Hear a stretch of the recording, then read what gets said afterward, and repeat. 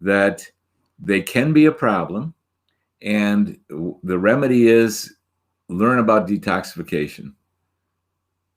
And that's a process, and it's doable. You can, I've done it over the years. I've rid my house and my food supply of any of these toxic chemicals that can interact with our estrogen, with our testosterone, with our receptor sites. They can give us trouble as we're trying to get menopause hormone treatment correct. If there's a problem, we think of toxicity and we think of xenoestrogens. What that word means is some of your environmental chemicals that you may or may not know about, the stuff that's in your laundry detergent, for example, or in your dish soap, or in your perfume, or in your dry cleaning fluids. This stuff can interact with estrogen receptor sites. Can you believe it? These dinosaurs, this oil that was brought up, these petrochemicals that are all over the place, they can be gumming up your estrogen receptor sites and other receptor sites. The moral of the story is, for those of us who want to get healthy, we've got a detoxification project to do. All of us. We got to clean up. The first thing that you do in a detoxification project is you get rid of the toxins that you're still in. So you go through your household cleaning supplies and you get rid of all of them, really. What do I clean my house with? White vinegar and baking soda. Diluted distilled clear vinegar, or white vinegar they call it, and baking soda will do most of everything that you need to do. And then I'm very careful about the soaps I use and the shampoos I use. And there are eco-friendlier products out there that are still coming to us in plastics, but you do the best you can. And then you can do some detoxification procedures, and at the base note of those are liver cleanses and saunas, heating yourself up, sweating, however you can sweat. So you can stick a radiator inside of a closet or a bathroom, get that temperature up to 104 degrees, and you're going to start sweating. You'll sweat a lot of this stuff out. It's a great method to do it.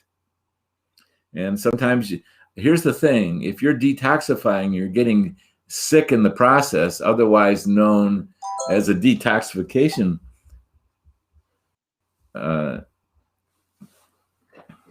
let's see. Our team is saying there's no Facebook Live. What? Hang on a sec. I'm leaving you for 1 second. I'll be right back.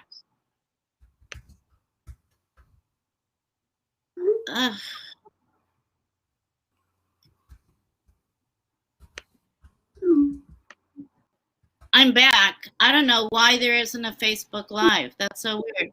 Can you hear me? Yeah. I'm communicating with our technical folks. I don't know if I need to, because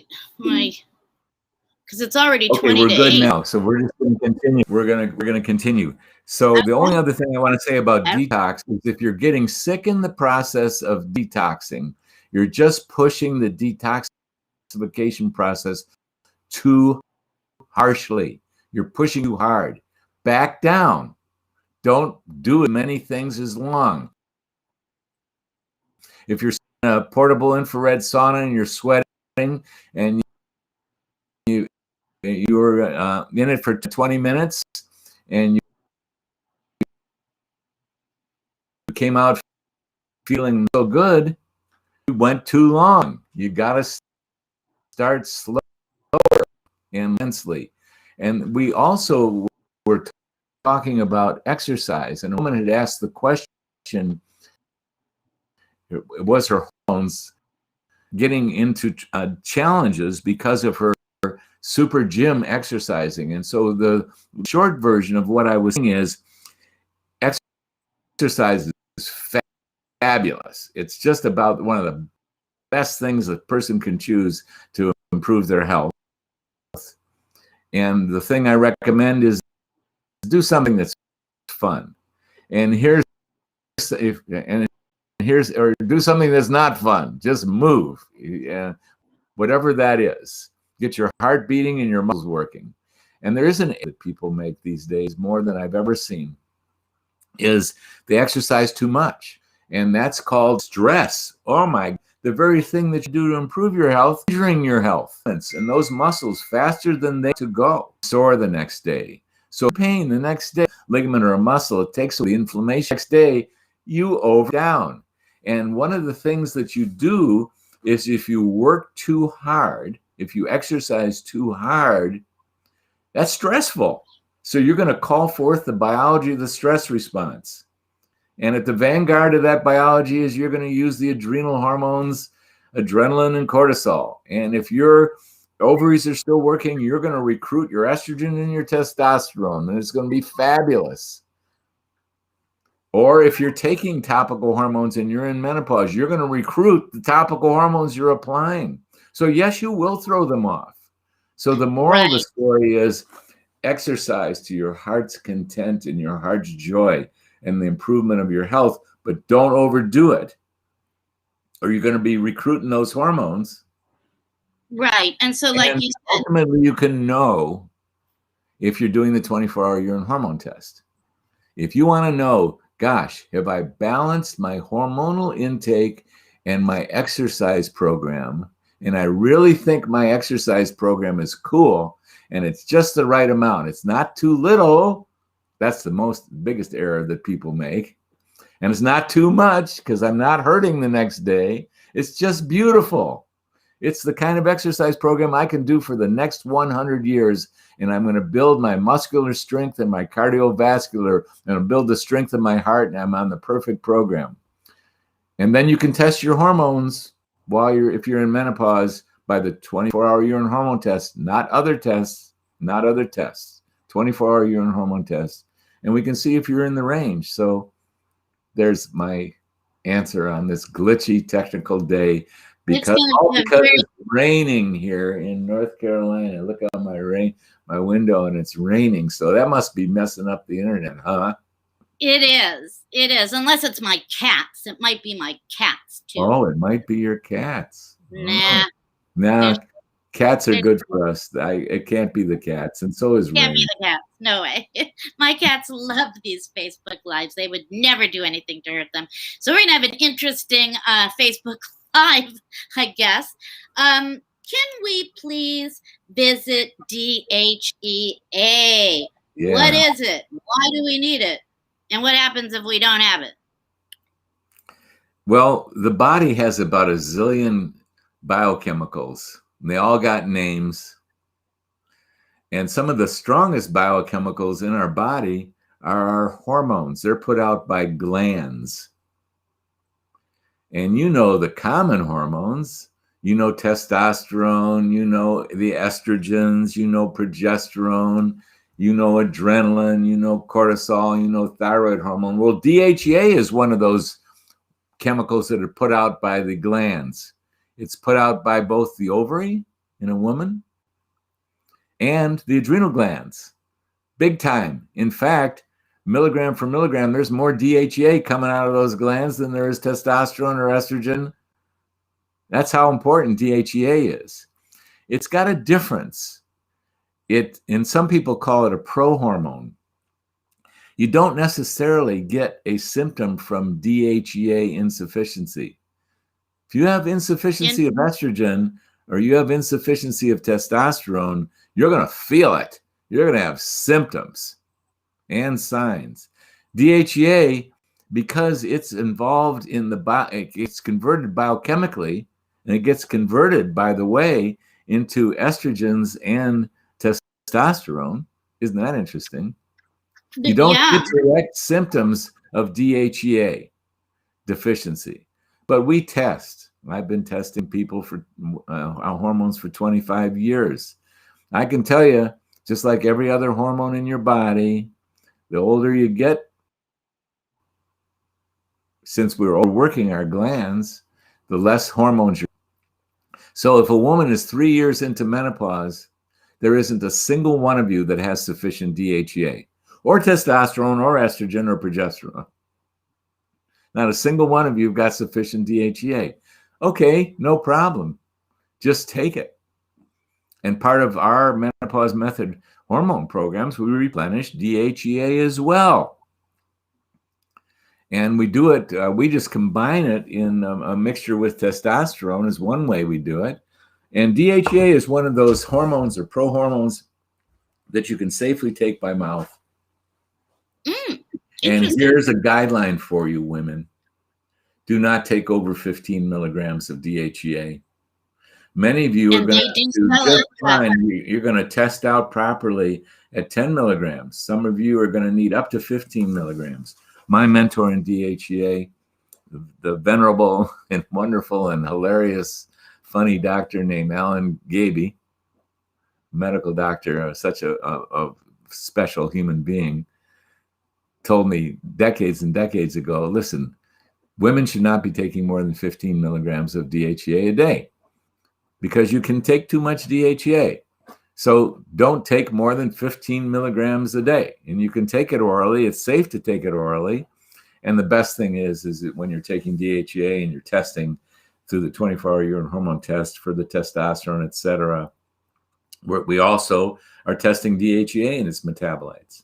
So DHEA, prohormone, very few women will get symptoms with overdose.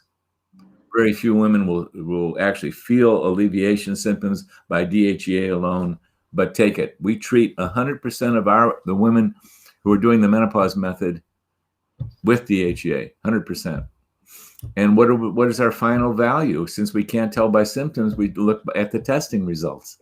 The 24-hour urine hormone testing results tells us it is DHEA plus its principal metabolite, which happens to be something called etiocalanolone. Love these names. Yeah. I'm going to write that down. we look at the DHEA in the 24-hour urine, and we look at its principal metabolite, etiocalanolone. And we want them in a healthy range. Well, yeah. And, I remember I walked over next door and I thought, well, I'll buy some DHEA. It was 50 milligrams. I never took it. I don't even know why I bought it, but I did. And that's an issue because on the shelves of lots of stores, including your local regular pharmacy, it's easy to purchase 25 milligram DHEA or 50 milligram DHEA or online. I can't even imagine. Too much. It's an accident waiting to happen. It's a regulatory challenge from the FDA waiting to happen. This is not okay. So I'm just going to repeat. Women, don't take over 15 milligrams of DHEA. You're going to be on too much, and too much of a hormone or prohormone is not good. Got it. Okay. Well, thank you very much for that. Next question. Boy, we are flying through this one. Do doctors prescribe reverse T3? Why or why not? Because doctors never prescribe reverse T3, and it's available nowhere on the planet Earth. Now, I have not checked into other planets, Carolyn, so I can't give you the full details on what this is like. That'll be my homework. But on the planet Earth, you will not find reverse T3. Now, here's what reverse T3 is. It's produced by the body. And here's when it's produced by the body. If the body senses that there's too much thyroid hormone, it's got a remedy. It can take that thyroid hormone that's active, that's too active. Dr. Bergson's laughing at us. Dr. Bergson. Hi, Debbie. Yeah. Dr. Bergson would know whether this exists on any other planet because she's an expert in so many of these things. But if your body... This question came in, it did. It's good. It's fun. We're just having fun with it. If your body senses that you've got too much thyroid hormone, either coming from your own thyroid gland or you're taking too much thyroid hormone, your body has a protection mechanism. It can take that excessive thyroid hormone and mess with the molecule. It can actually change the molecular configuration of the molecule, so it's not active anymore. It's just phenomenal. Want to I believe know it is. divine? Just study medicine and biochemistry. And so that's what reverse T3 is. And anyone we're treating with thyroid, we routinely check the reverse T3. And if we see that reverse T3 is too high, above the reference range, it tells us that one of the things going on is the patient is being treated with too much thyroid hormone, because that's the usual cause of it. Right, exactly. There are other ways that we confirm that. I mean, there's very few people that are going to tolerate being on too much thyroid hormone. It makes you jittery. It increases your metabolism, and you start getting tremors and heart palpitations. No, it's awful. So there's that internal protection. People with too much thyroid hormone get symptomatic.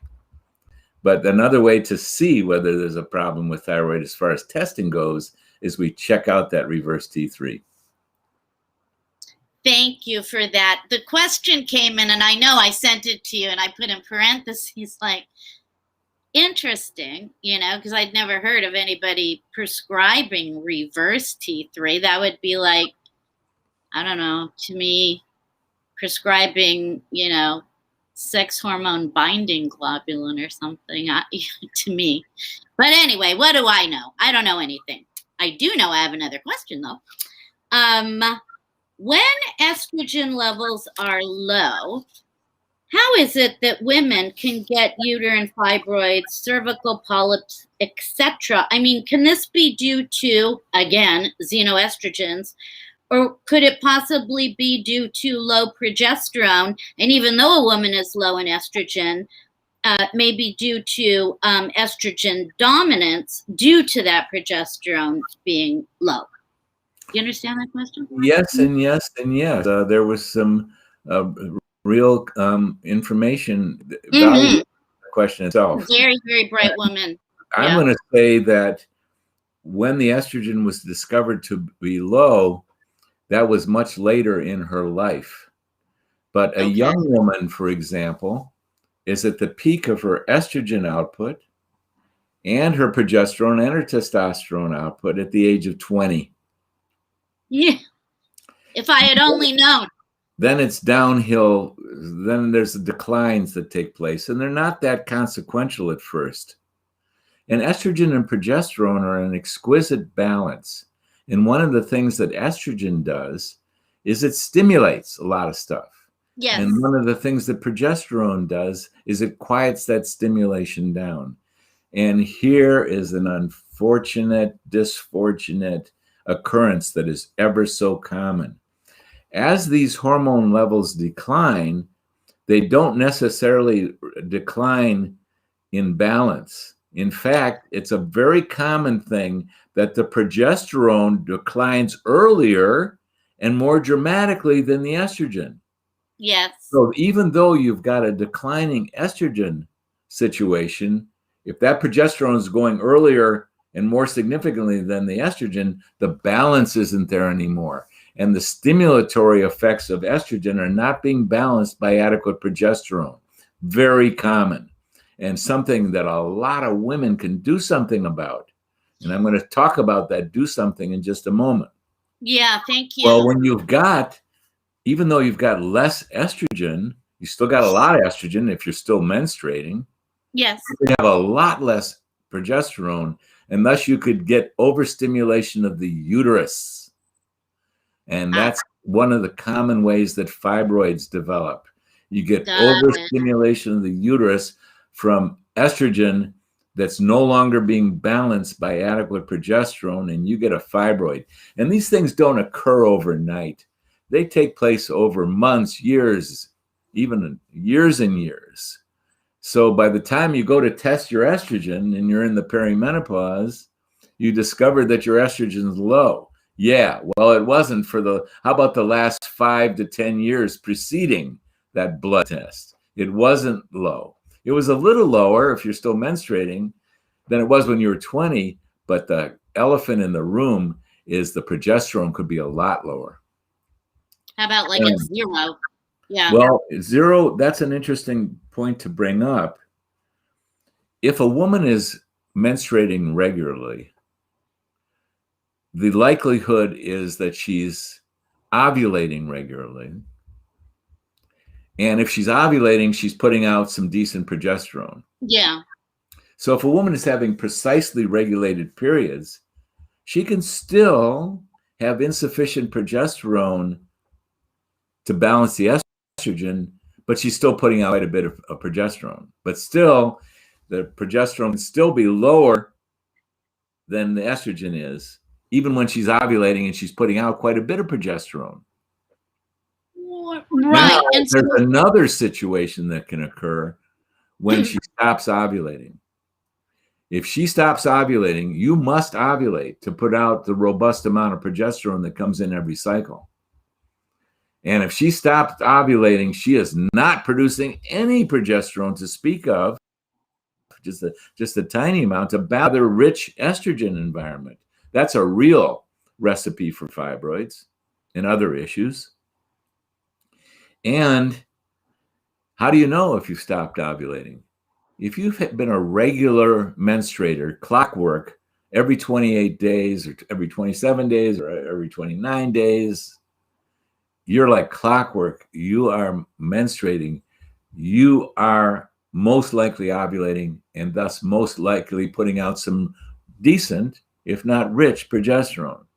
If you've been regular and you start to get irregular, it's probable you're no longer ovulating, and you have almost zero, not zero. You've got some coming out of the adrenal gland. You got very low progesterone to balance a rather rich estrogen if you're still menstruating, because if you have enough estrogen, you're going to menstruate still. You don't need progesterone to menstruate. So that situation is a recipe for fibroids, for overstimulation of breast glandular tissue, fibrocystic breast disease, for breast density. So the moral of the story is, can you identify as a young woman in your 30s that progesterone has declined faster and deeper than the estrogen has, even if you're still menstruating regularly? Because if you can identify that, you can get over-the-counter progesterone. right. And so many of us, especially after these interviews, say, if only we had known. And I can attest to that myself. I didn't know. Yeah. So let me continue, though. How can a woman tell? Well, here's a common story. I've been regularly menstruating, and I had PMS when I was 13 and 14 when my periods were starting, but I didn't have PMS. I didn't have cramps. I didn't have heavy bleeding. I didn't have breast tenderness from the age of 16 till, oh my God, I'm 32, and I'm starting to get PMS again. I'm starting to get tender breasts. I'm starting to get heavier bleeding. There you go. That is a signal that the estrogen is no longer being balanced sufficiently by the progesterone, and that is your signal to get thee to your progesterone dealer. It could be a health food store. Best case scenario, I mean, my favorite way to do it is in progesterone in these organic oils. You need a prescription for this stuff. Back to pages 327. Progesterone. And here's some other ways that you can you get a signal that your progesterone isn't quite adequate. Your mood isn't as good. You're starting to getting more anxiety, and it doesn't make sense to you because your life is pretty decent and you're strong and you've handled emotional issues before, but you're starting to get a little anxious, or you're not sleeping as well. These are all signals of your progesterone's declining. And the moral is, figure it out and get thee to your local progesterone distributor person, which you can get over the counter. Your progesterone dealer. You can get this over the counter. You can get 1.8% progesterone over the counter, and that's 18 milligrams per milliliter, and that's pretty good.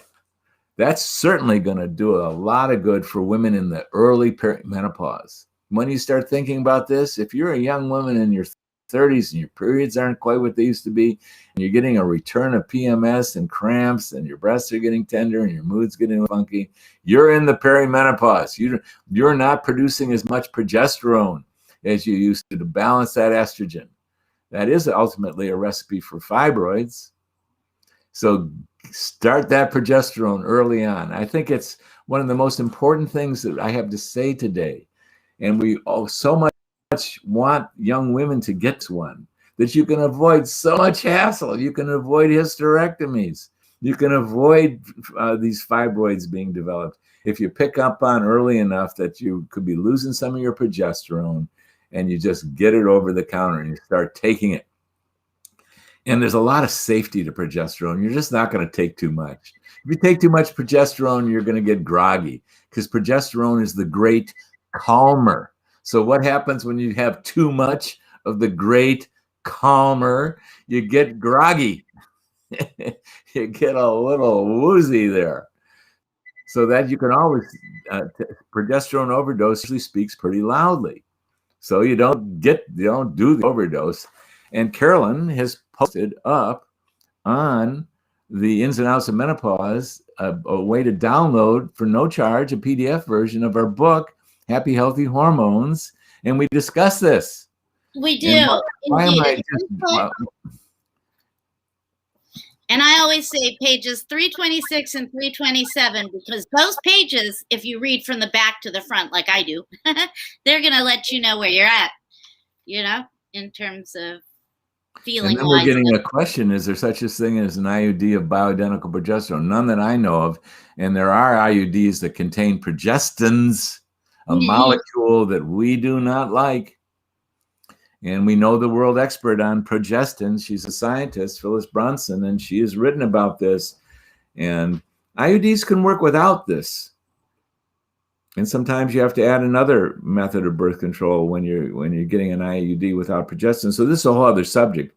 But these IUDs that have hormones in them, not all of them do. The original IUDs did not have hormones in them. Copper 7s and Lippes loops and Shield, they did not have hormones in them. And they did a lot of good out there. And nowadays they're putting some progestins in there. I understand why they're doing that, but progestins are not my favorite way to do it. And I am totally unaware, but that's a good idea, Summer. Yeah. I'm using your first name. If you could invent that and get an IUD that also had progesterone in it at the right dosage, that'd be a good thing. And you would be able to retire. Right, tomorrow. It's 8:01, Doctor. Are we okay? I would like to go, let's see if I can. I can go an extra 10 minutes because we lost so much time there in the technical glitch. I know, huh? Well, let me just say this really quickly, because it's going to be April 8th through April 14th that I will not be here. I'm going to a retreat in Austin. So we will not have the interviews, but we will have them today's Thursday, right? Yeah. We'll have them Tuesday and Thursday of next week. No. We will not. I'm on a medical trip. I'm flying out of here on this Sunday, and I'm back Thursday, April 1st in an airport. I'm on an airplane Thursday, April 1st. All right. So we'll get one in there somehow, because I'll leave on the 8th. So somewhere in there we'll get one in, because people are going to have Carolyn and Dr. R withdrawal, and that can't happen, right? So anyway, yeah, well, I'm sort of out of questions here. Because I didn't know that we were going to have these glitches. Well, there's a couple questions that I've been receiving, and I'd like to answer one of them. Please. And it's a real basic. It's called, what is menopause? Oh, yeah. Go figure. And here is my answer. It's a term that has caused a lot of challenges, and there's a much better way to look at this whole process. And when I say better way, because if a woman understands the process that is going on, she can address it and change her life. And I'm going to go so far as to say most of you who figure out this process and deal with it directly and effectively, you're not going to be the ones who are wearing adult diapers. You're not going to be the ones who are moving from canes to walkers and wheelchairs and thus assisted living facilities and nursing homes. You're not going to be the ones who are going to have cognitive decline / dementia, a lot of you. That's how significant, if you can figure out this process and get onto it, as of course so many on this Facebook Live are so interested in this, good going. So now I want to describe what the process is. In fact, one of our partners wanted to say, why don't we just rename it? Why don't we call it hormonal declinopause? Because it's really... That is what it is. The process that's giving us health challenges is the decline in our hormones. And I say us because we men have a very exactly similar version of it. And we pay a heavy price for that one. And because, like I've said many times, we are at our peak hormone production at age 20, plus or minus a year or two. The ovaries are putting out the most robust amount of progesterone and estrogens and testosterone and DHEA that they're ever going to do. And from that moment on, those hormones start declining. So hormonal declinopause starts occurring in your early 20s. It's not consequential at first. Hardly any women notice it. No. You have symptoms of these declines. But oh my, as we were talking earlier, sometimes these symptoms start creeping up on you in your early 30s or late 20s. I've even seen it. And it's that first thing that can happen. The estrogen's declining. You peaked out on your estrogen highest level when you were plus or minus 20 years old. The progesterone's declining. However, the progesterone decline earlier than the estrogen declines and deeper, more profoundly. And then you start losing that estrogen balance to the estrogen. You lose the progesterone that's balancing the estrogen. And as a result, you get overstimulation of estrogen. Estrogen dominance. Estrogen is dominating the estrogen progesterone milieu. And what does estrogen do? It stimulates, so your periods can get heavier. You can start getting uterine cramps that you haven't had in years. And I know I'm repeating something, but it's so crucial that I want to repeat it. You can start having breast tenderness. You can get increased breast density. You can have increased breast fullness. You can have irritability issues. You can accumulate water in your lower extremities, edema, it's called. You get some swelling down there. You can have some mood issues galore because you no longer have the wonderful calming effect of progesterone. If any of this stuff starts happening, you want to become educated on hormonal declinopause.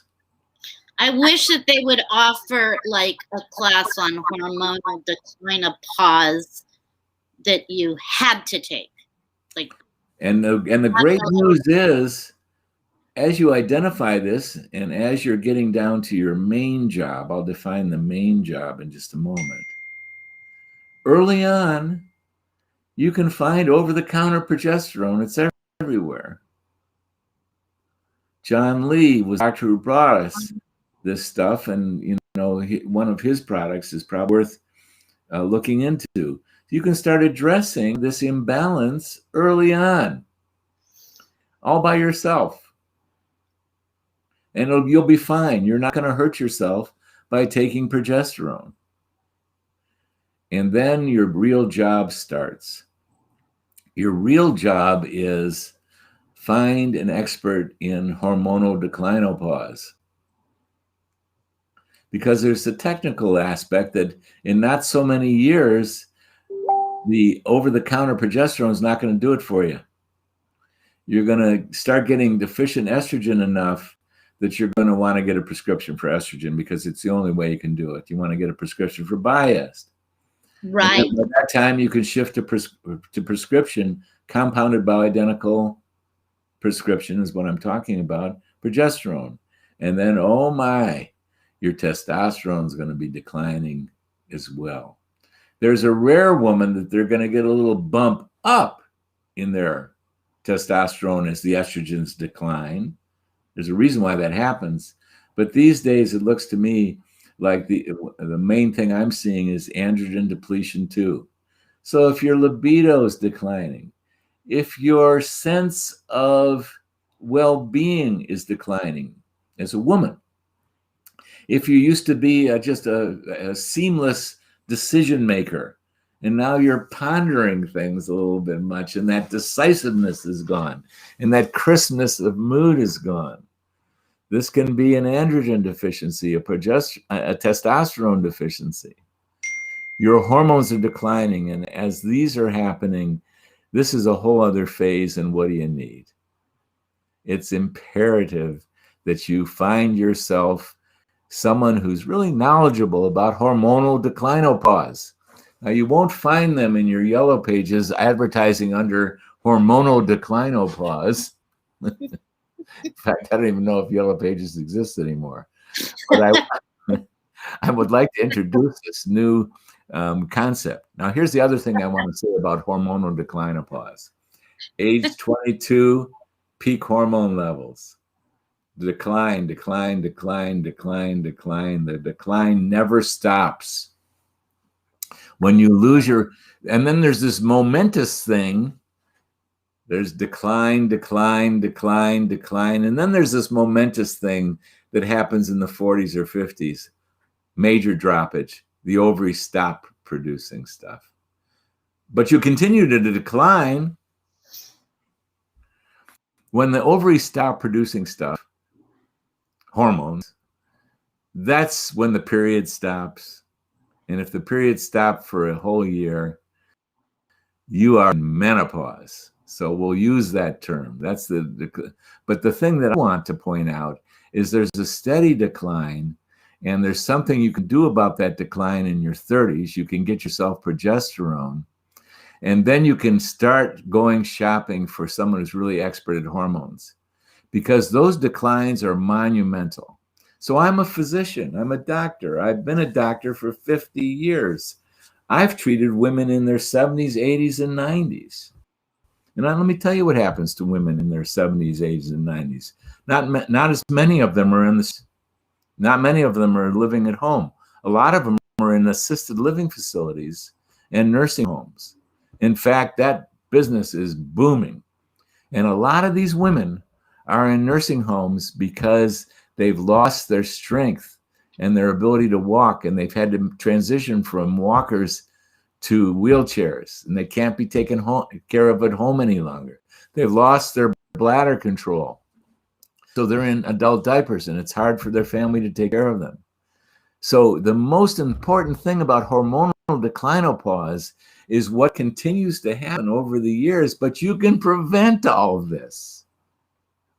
You can get on the hormones, starting with over-the-counter progesterone in your 30s. Then your job is find someone who knows what they're doing. And it can be helpful if you learn a lot about it yourself. Read our book. It's free, the PDF version. Happy, Healthy Hormones. At the top of the page or group. You'll see what criteria you need to go shopping to find the expert who really knows what they're doing. Get on these hormones and don't ever stop. There's no reason to stop. Women who are on hormones are at less risk for breast cancer, heart attack, and stroke than women who are not on hormones. We're all at risk for cancer. Yes, as a man, I'm in increased risk for prostate cancer. As a woman, there's increased risk for breast cancer and other cancers. But the science is that women who are treated with hormones are at less risk for breast cancer, heart attack, and stroke than women who are not treated. Now, I know you've heard something different. Many of you are up to date on this. But your job is in your 30s, get on some progesterone at the right time, and then start shopping and find yourself an expert in hormones. Get on them for your whole life. And you're going to look back and go, oh my God, I did it. I did the right thing. I'm out here sitting on the floor at the age of 92 with my great-grandchildren. I'm still having intercourse in my 90s, and I'm enjoying it. My mood is great, and I'm thinking clearly. I didn't get this memory loss and this brain fog and even dementia that some of my compatriots are getting. So that is what hormonal declinopause is, and it can be boiled down to this. In your 30s, start reading about it and read Happy, Healthy Hormones and get on over-the-counter progesterone. And then begin your search for an expert. Link up with that expert and enjoy the ride. Because this is the most important preventive thing that you'll be grateful for your whole life. And listen, if you're in your 60s and you haven't had hormones, get on them now. I was 59. I was 59 when I started. There you go. So that's what I have to say about the word menopause. What is menopause? And the whole subject of hormonal declinopause. Hormonal declinopause. You know, Dr. R, honestly, it's so important. And as I sit here, I have so many mixed emotions, just because I wish that we could push the clock back so many years, because when I was in nursing and I took care of some of these women, I know now, or I would bet in Vegas, double down, that what I was dealing with was a lack of hormones, not dementia. Yeah, exactly. So I need to sign off for today. Thank you for your patience in our glitchy, rainy, weird, wacky interview. Never a dull moment. Thank you, everybody, for your patience in being here with us. We'll figure out, there's going to be one interview in between his going away and my going away, right? All right. So, yes. And so we will get those questions. We will talk. There are other things to talk about. That amazing thing you sent me via email. OMG, that is amazing. Going to be doing that. So you have a wonderful day, Dr. R. Thank you always for your amazing time and incredible knowledge. Thank you, everybody, for coming up. And thank you to me for being here, I suppose. Yeah? Yeah. Oh, yes. Thank you to Carolyn. Yes, absolutely. Thank you, Carolyn. Because of you, Carolyn. Yeah. I'm here because of you. It's a team effort. Alrighty, so I'm going to sign off, and until next time, everybody. We will talk soon. Bye.